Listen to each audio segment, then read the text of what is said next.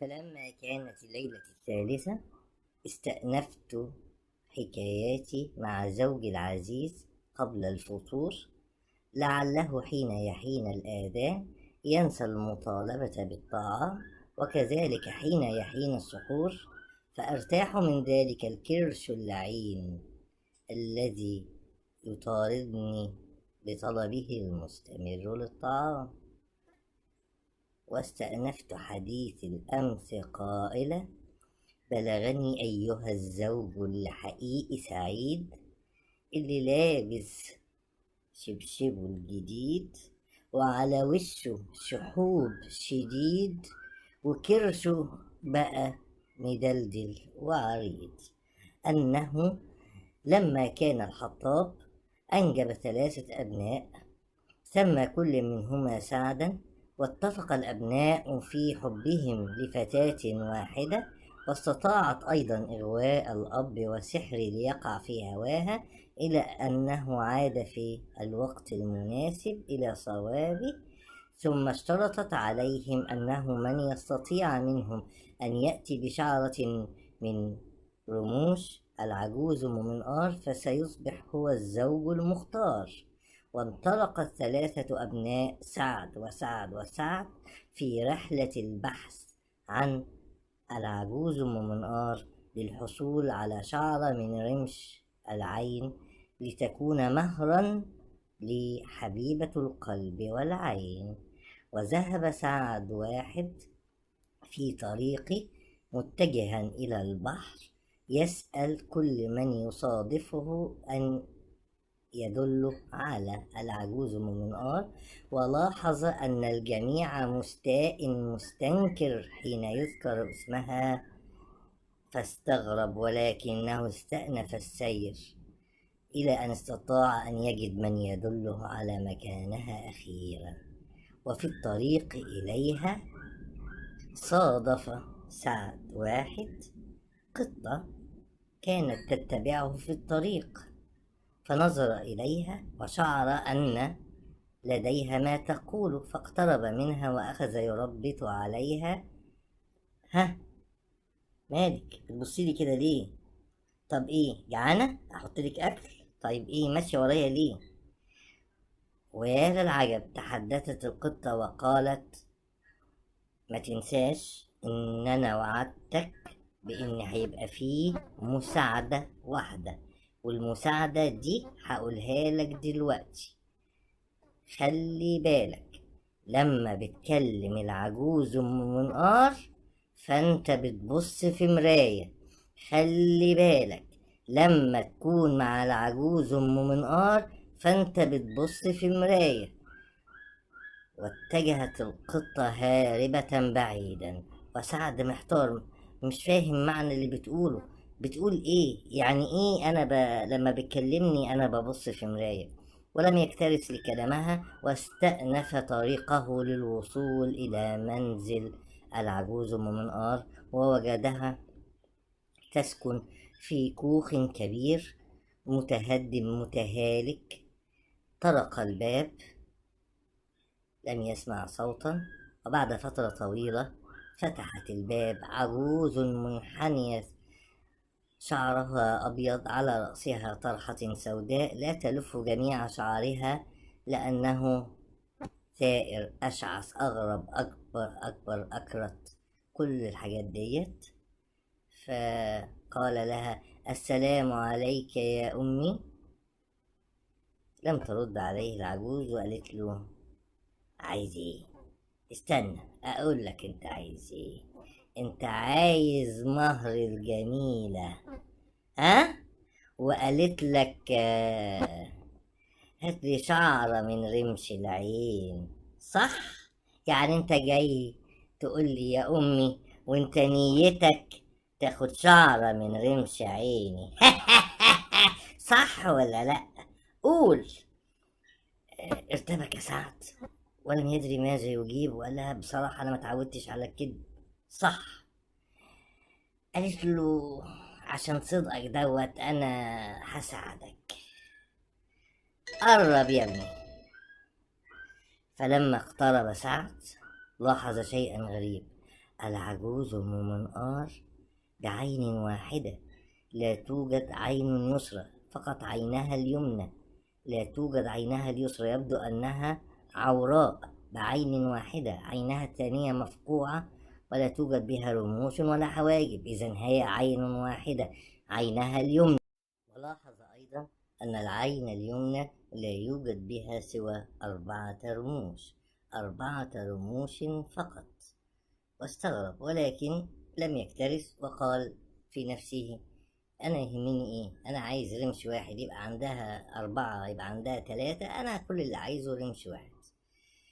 وتحدث إليها قال: نعم يا أمي، أنا أحبها، أنا لا أستطيع العيش بدونها، أرجوك ساعديني. ضحكت العجوز أم منقار وقالت له: عارفة يا ابني، عارفة، وهساعدك، بس أقول لك حاجة، أنا كمان شابة، أو عايزة أبقى شابة. أنت مش فاهم الكلام ده. أقول لك أنا، إحنا نعمل اتفاق، أنا هديك رمش عشان تقدر تتجوز حبيبتك، بس بشرط، انت ليك محاولة واحدة تاخد الرمش، لو فشلت فيها روحك بتاعتي. خاف سعد ولا يعني ايه روحي بتاعتي؟ قالت له: يعني انت ملكي، انا محتاجة اعيش حياتي وابقى شابة واعيش كتير من غير ما اكبر وابقى عجوزة. انا عجوزة عايشة لوحدي ومش عايزة ده، وعشان ابقى شابة محتاجة 4 ارواح اضحي بيهم يرجع لي شبابي. عشان كده في 4 رموش بس. لو هتوافق ان انت يبقى ليك محاولة انك تاخد رمش، يبقى توافق انك لو فشلت تبقى روحك بتاعتي. انزعج سعد جدا وخاف، بس تذكر حب الفتاة الجميلة وقال لها: انا موافق. قالت له: ابدأ محاولتك، مد ايدك وانزع اول رمش. مد سعد ايده عشان ينزع اول رمش، ولما قرب لوش العجوز اتفاجئ ان ملهاش عين. ضحكت العجوز: فشلت، روحك بتاعتي. استغرب سعد، ولكن تذكر فجأة القطة اللي قابلها وقالت له: انت قدام العجوز ام منقار، انت قدام مراية. ففهم انه هو شايف عينها اليمين هي اللي فيها رموش، انما دي صورة معكوسة على مراية. الحقيقي ان عينها الشمال، عشان كده هو فشل لما مد ايده ينزع رمش من الحاجب اليمين. وانكسر خاطر سعد وبكى وانهار، ولم ترحمه العجوز ام منقار. أحضرت كتابا قديم، قرأت طلسم من الطلاسم، فتحول سعد إلى كلب سيء المنظر أجرب الجلد بدون شعر. قالت له: هتفضل كده شهر، الشهر المهلة اللي اديتهولك البنت الحلوة، وخلال الشهر ده هتساعدني إن أنا أوقع بقية إخواتك، وفي نهاية الشهر هاخد روحك انت واخواتك وارجع شابة. وجرى سعد في شكله الجديد ذلك الكلب الأجرب حزينا تملأ دموع عينيه. وفي مكان آخر كان سعد 2 يبدأ رحلته في البحث عن العجوز أم منقار ليحصل منها على أحد رموش عينها ليقدمها مهرا لحبيبته الفاتنة. فذهب في طريق الجبال وقرر أنه لن يسأل أحد، سيهتدي لها. وفعلا ذهب إلى الجبال حتى خلا عن الناس جميعا، أصبح وحيدا. وهناك قعد يفكر، يقول: لو في إنسانة عايشة هنا يبقى في السقعة بتولع نار عشان تطبخ. النار بتطلع الدخان، هعرفها من طريق الدخان. وابتدى ينظر إلى السماء فلقى دخان متصاعد من مكان بعيد، فذهب متجها إلى الدخان. وهو في طريقه قابلته إحدى الغزالات قائلة: أنا جاي أقدم لك المساعدة اللي وعدتك بيها. ارتعب سعد 2 جدا لما وجد غزالة تقترب منه، كمان وجدها تتكلم، واستغرب جدا. فبادرته: أنا هنا عشان أقدم لك المساعدة اللي وعدتك حبيبتك بيها. المساعدة هي مفتاح العجوز أم منقار، تحب الدلال والحنان، ولكن احذر الكذب، وإياك أن تجيب بلأ أو بنعم. جاوب إجابات ملتفة ولكن صادقة. إياك والكذب، دي هيبقى ذريعة ليها وسبب إنها تنقض عهدها معاك. وجريت الغزالة وتركت سعد وسط اندهاشه، ولكنه أكمل المسير في اتجاه الدخان المتصاعد. وعندما اقترب وجد كوخا كبير تعيش فيه العجوز أم منقار. طرق الباب، فتحت العجوز أم منقار، ولأن سعد كان تاجرا حلو اللسان يجيد الكلام والمجاملة، قال: صباح الخير يا ست الستات. ضحكت العجوز أم منقار: صدق؟ بتقول صدق؟ يعني انت جاي هنا لست الستات ولا جاي لرمش من عين العجوز أم منقار؟ سعد جاوب ويتذكر النصيحة: منكرش اني جاي عشان الرمش، بس ده ما يمنعش ان عيني وقعت على ست الستات. ضحكت العجوزة أم منقار ودعت سعد ليدخل، فدخل وقالت: عجبني كلامك وهساعدك. انت عايز رمش صح؟ تذكر سعد أنه لا يجيب بنعم ولا لا. قال: لو تفضلت علي هيكون جميل، سأتذكر لك طول العمر ومستعد أن أدفع أي مقابل، فأنا ثري وأبي ثري.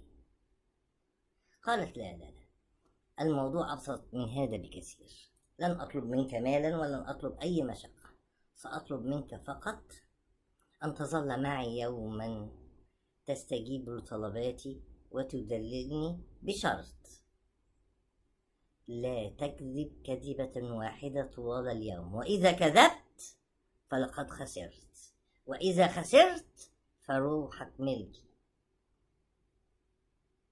ما انزعجش سعد لما عرف ان روحه هتبقى ملكها، لانه كان واثق انه هيقدر، فقال بسرعة: موافق. وما سألش حتى هتعمل ايه بروحه. قالت له: هنبدأ من دلوقتي، يلا سخن المية عشان تحميني. خرج سعد ولما الحطب وأوقد نارا ليسخن الماء وأعد الحمام، وأخذ العجوز أم منقار ليحممها، فخلعت ثيابها، فرأى أبشع منظر شافه في حياته: عجوز شمطاء الجلد، رائحته عفنة، لونه أسود، يبدو أنها لم تستحم منذ سنوات بعيدة. كانت شديدة القذارة، تنبعث منها رائحة كريهة. العجوز قالت له: إيه عرفت؟ قال لها: حد يقرف من واحدة زي أمه؟ تجنب سعد دائما أن يقول نعم أو لا، إنه يتذكر النصيحة. وبدأ يحمم العجوز وهي تحادثه. قالت له: أنت عارف إن أنا هبقى شابة وأجمل من البنت اللي بتحبها؟ أنا بس هاخد 4 أرواح كمان وهعيش شابة لسنين كتير. قال لها ربنا يوفقك. قالت له أنا لو عرضت عليك حاجة أكبر وأحلى من العروسة اللي عندك توافق؟ قال لها لا، أنا ما أقدرش أستغنى عنها. ولاحظ سعد إن أول ما قال لأ ابتدت العجوز منظرها يتغير وجلدها يميل للاحمرار وتنبعث منه حرارة شديدة وكأنها أصبحت كتلة من النار، فندم على تسرعه في الإجابة وإنه قال لأ. قلت له طب هقول لك حاجة تانية، لو لغيت الاتفاق اللي معاك ده وما تستناش يوم وقلت لك تديني بوسة تقرف؟ لا لا.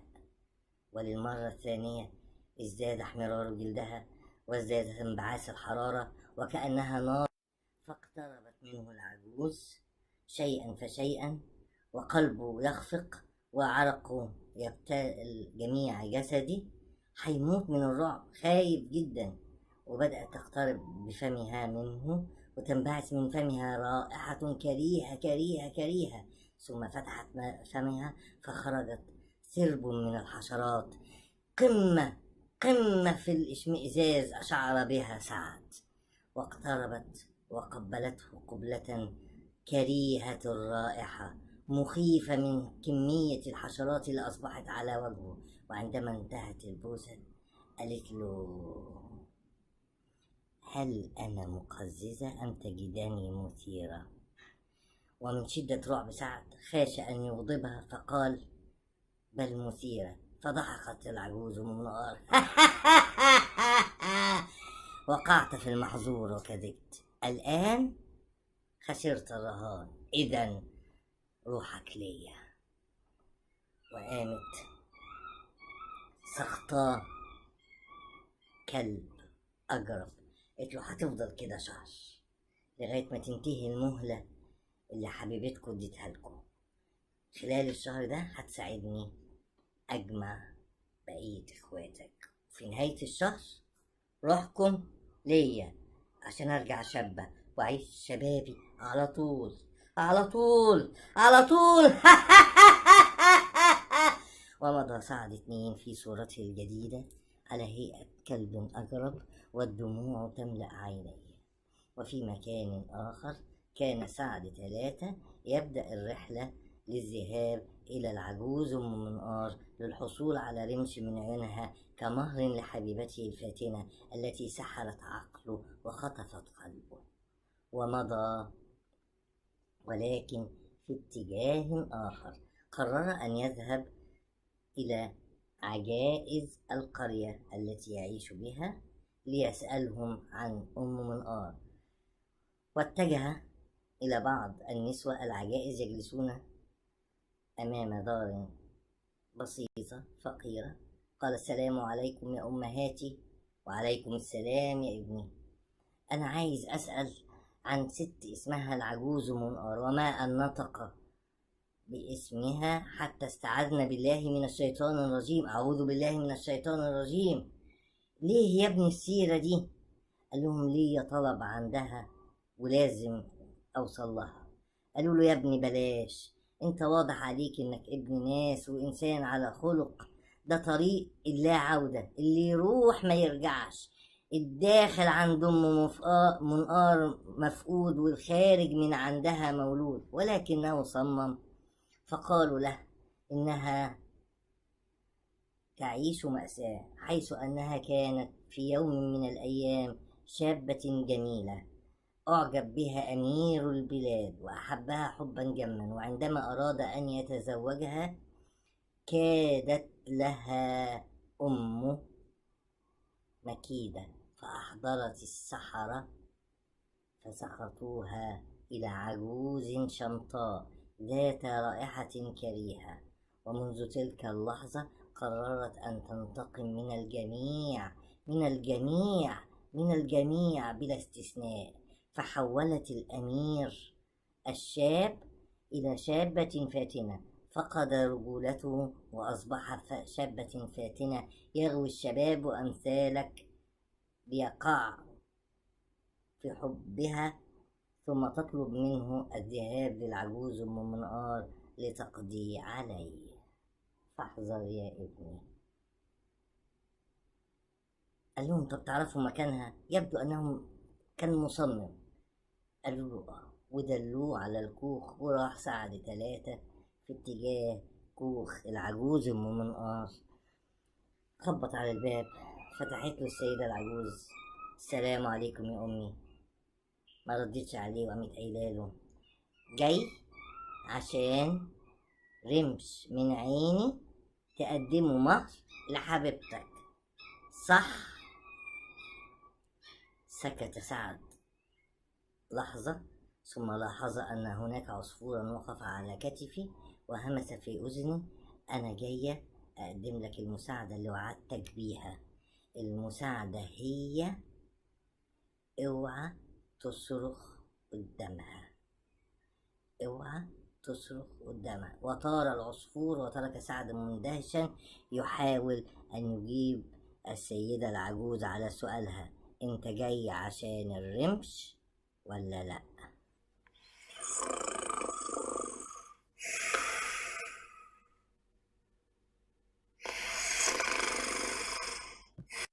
انت نمت يا قفا؟ ما يهمش، طالما ما فطرش وما تسحرش. طب بكرة هعمل ايه؟ معرفش. نتقابل بكرة ونكمل حكاية.